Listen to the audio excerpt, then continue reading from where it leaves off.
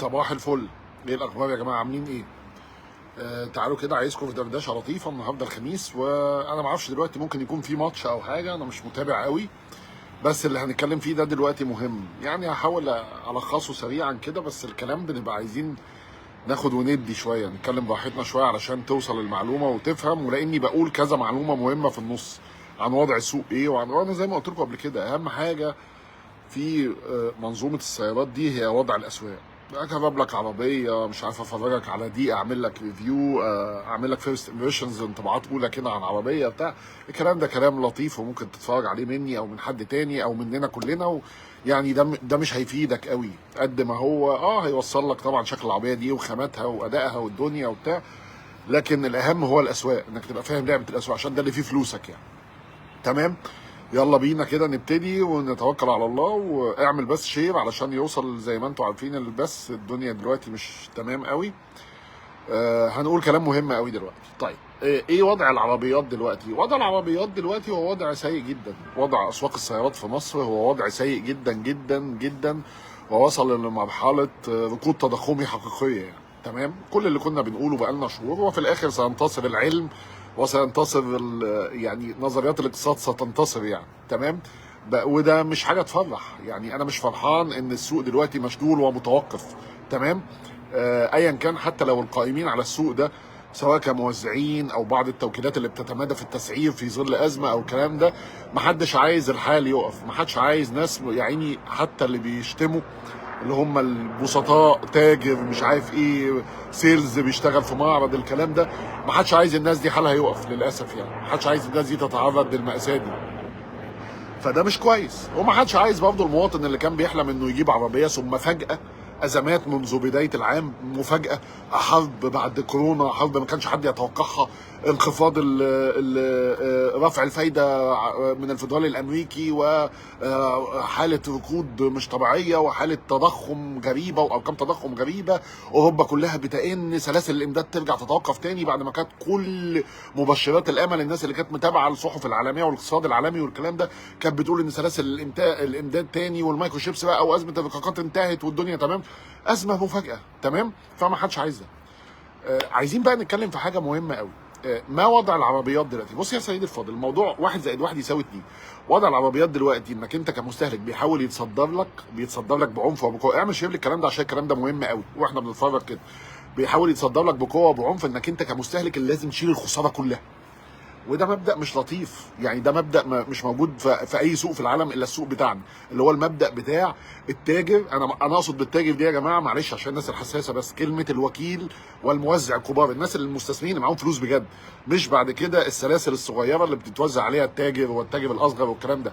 انا اقصد بيها الوكيل والموزع. بيتصدر لك هنا ان التاجر ما بيخسرش، وهذا يعني مبدأ ليس له وجود في الاستثمار. انت بتدخل اي يعني نشاط استثماري، عندك ريسك يعني، عندك مخاطره، عندك احتمال المكسب واحتمال الخساره، لابد ان يخسر التاجر. لكن هنا بيتصدر لك انك انت لازم تلبس، كل زياده هتتحط عليك انت، كل جنيه وكل مليم هيتحط عليك انت، كل ازمه هتتحط عليك انت، وبعدين كمان هنكسب منك يعني. تمام. يعني مش لطيف الموقف ده، مش لطيف، وده اللي انا رافضه. دي المشكله اللي عندي. هتقعد تقول لي ومين ما اتكلمش عن غياب الرقابه، وان اسواق السيارات محتاجه رقابه شديده، وصناعه السيارات كلها في مصر لابد لها بقى من التوطيد والكلام ده كله. لكن انا بتكلم في ازمه حاليه دلوقتي، ازمه خلاص الدوله فيها مش موجوده. انا زي ما شرحت لك قبل كده، ما فيش دوله في العالم دلوقتي قاعده تشوف مواطنيها عايزين يركبوا عربيات ولا لا. يا جماعه، عدد اللي بيركبوا عربيات في مصر 200,000 بني ادم.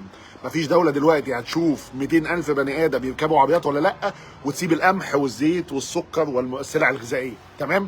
السيارات ليست السلعة الاستراتيجية للدولة التي لابد أن تتدخل لحماية أسواقها والخناقة اللي بينها وبين، يعني الدولة مش هتتدخل عشان حضرتك عايز تركب دلوقتي في الوقت الحالي.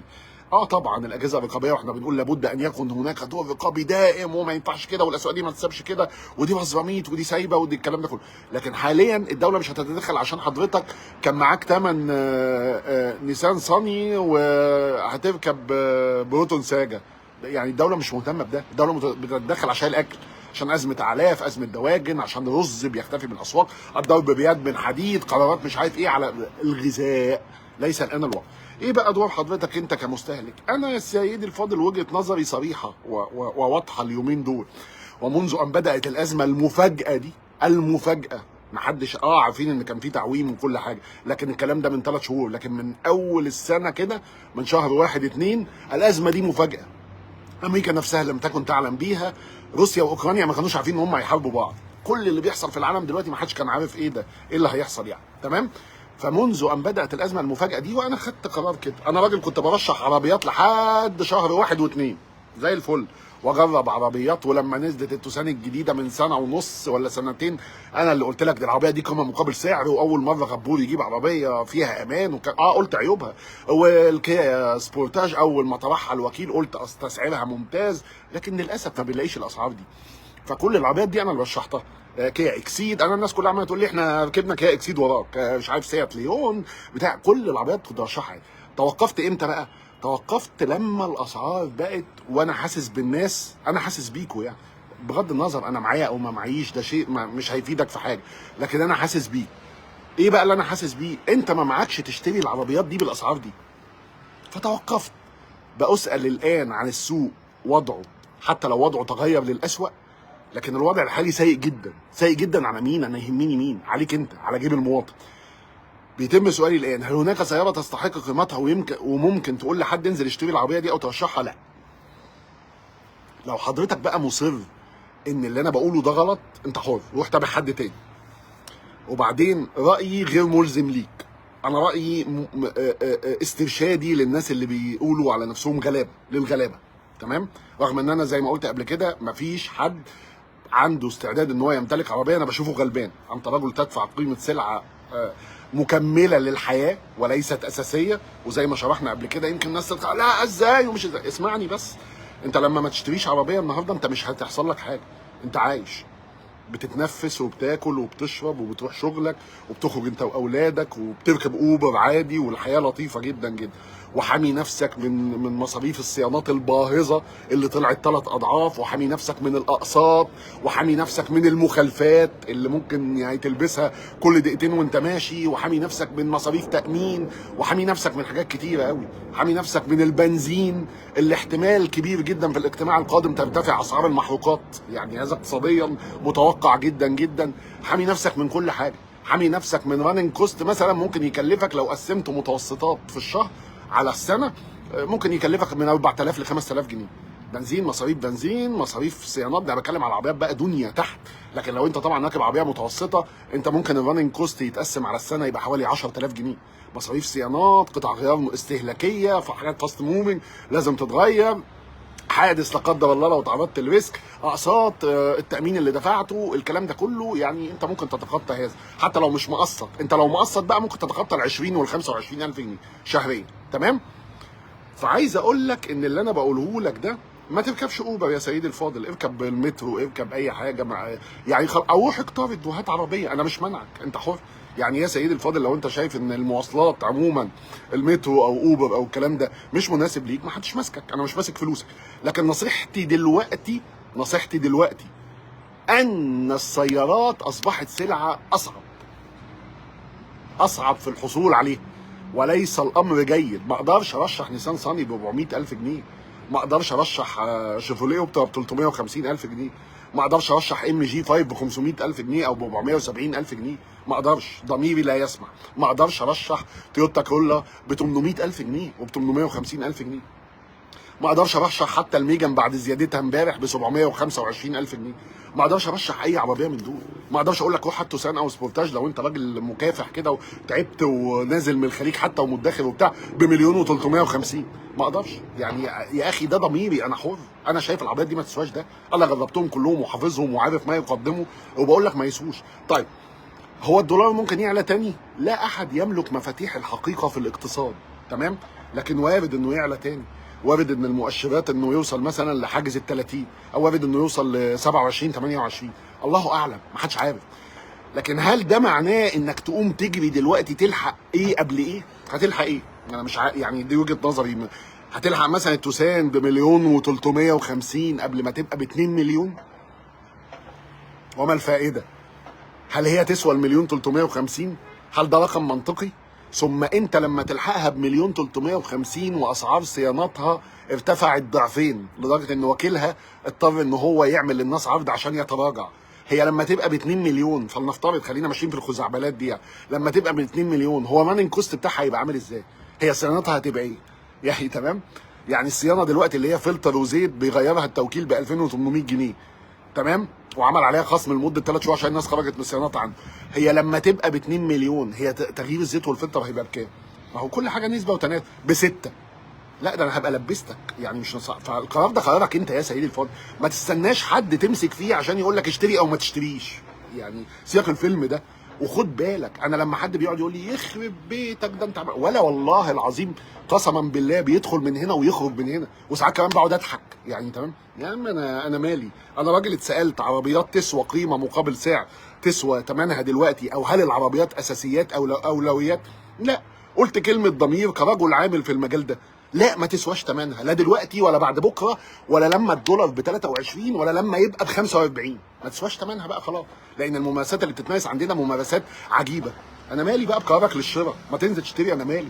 لو انت شايف انها تسوى قيمتها، ولا انت ما معكش وعايز تدور على اي حجه، انت حر يعني تمام. لكن هناك عقلاء معاهم وكتير جدا اكتر من اسف يعني الناس اللي هي البسيطه في تفكيرها او الساذجه في تفكيرها، تمام.